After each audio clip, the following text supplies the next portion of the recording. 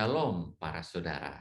Jumpa lagi dengan saya dalam acara Remifa, Renungan Mingguan Family.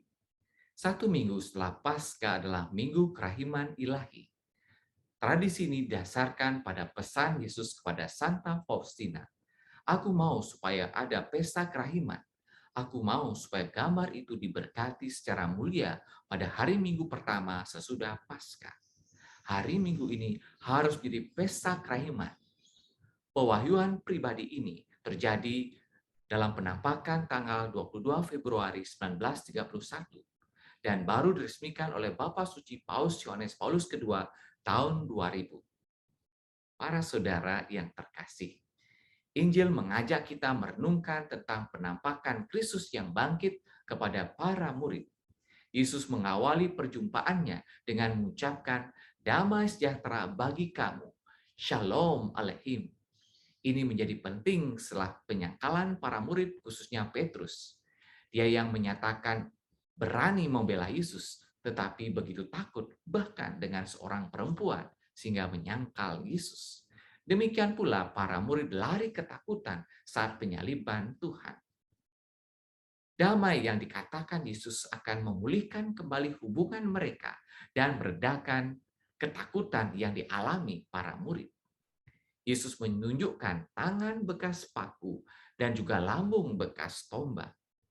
Mau menyadarkan para muridnya bahwa Dia yang ada di hadapan mereka adalah Tuhan dan Guru mereka yang disalibkan dan ditusuk dengan tombak.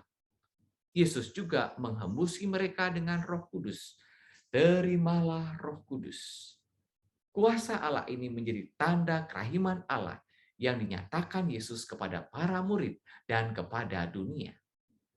Paus Yohanes Paulus II dalam homilinya mengatakan bahwa saat umat manusia menderita karena cengkraman dosa, dia tidak dapat menyelamatkan dirinya sendiri. Dibutuhkan kerahiman Allah untuk keluar dari carut-marut dunia akibat dosa. Dari sini kita bisa memahami bahwa seharusnya manusia pantas menderita karena hukuman dosa. Tetapi kerahiman dan belas kasih Allah melampaui logika manusia. Kerahiman Allah metalogika.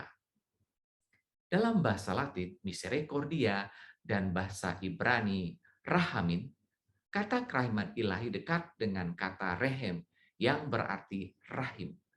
Sebagaimana janin tidak bisa hidup tanpa rahim ibu, demikian pula kita manusia berdosa tidak bisa hidup tanpa belas kasih Allah. Para saudara yang terkasih, percaya pada Kristus yang bangkit bukanlah perkara mudah, seperti yang dialami Rasul Thomas. Karena itu Kristus yang bangkit mempersilahkannya untuk menyentuh tangan bekas paku dan lambung bekas tombak. Keraguan Thomas menjadi berkat bagi kita ketika Yesus mengatakan, "Berbahagialah yang tidak melihat namun percaya." Iman bukanlah semata pengalaman intersubjektivitas sesuai dengan prinsip-prinsip epistemologis. Iman melampaui logika manusia. Iman adalah metalogika. Iman menjadi sebuah karunia, karunia belas kasih Allah. Iman yang membuat kita juga berseru seperti Thomas, "Ya Tuhanku dan Allahku." Peristiwa ini menjadi populer dan diabadikan dalam lukisan kerahiman ilahi. Sinar putih dan merah dalam lukisan kerahiman ilahi melambangkan air dan darah yang keluar dari lambung Kristus, yang berarti kuasa Roh Kudus yang menyucikan dan darah Kristus yang menghidupkan. Penampakan Kristus yang bangkit dalam lukisan kerahiman ilahi memberi 3 pesan kepada kita. Pertama, agar kita memohon belas kasih Allah. Kedua, berbelas kasih kepada sesama kita. Dan ketiga, agar kita semakin percaya kepada Yesus. Jesus, I trust in you. Para saudara yang terkasih, sebagai seorang imam, menjalankan devosi kerahiman ilahi khususnya mendoakan setiap hari Koronka pada jam 3 sore tidak mudah dan sulit bagi saya. Jam 3 sore saatnya asik tidur siang bagi para imam dan asik kerja bagi para awam. Saya ditabiskan menjadi imam 7 Oktober 2005, tetapi saya baru memulai devosi kerahiman ilahi tahun 2010. Waktu itu saya bermaksud memasang bingkai lukisan kerahiman ilahi dan meletakkan di jok belakang mobil saya. Tetapi karena kesibukan, saya lupa. Beberapa hari kemudian ada romo tamu yang saya ajak keluar makan malam. Saya memintanya duduk di depan dengan sopir dan saya di belakang.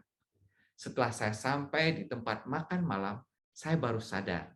Ternyata saya dengan tanpa rasa berdosa menduduki lukisan kerahiman ilahi itu sampai hancur.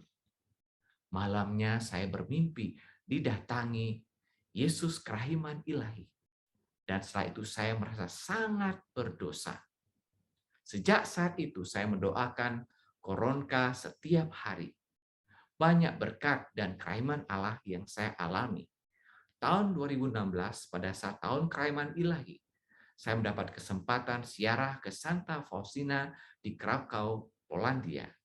Dan terakhir tahun 2021, saya yang tidak pandai ini boleh menyelesaikan studi doktoral saya dalam waktu 3 tahun dan menjadi lulusan terbaik tingkat universitas dengan IPK 39,99. Sesuatu yang bagi saya melampaui logika dan kemampuan saya. Ini semua melulu karena berkat dan kerahiman ilahi. Semoga kita selalu menimba kekuatan dari kerahiman Allah dan berani menjadi rasul-rasul kerahiman ilahi.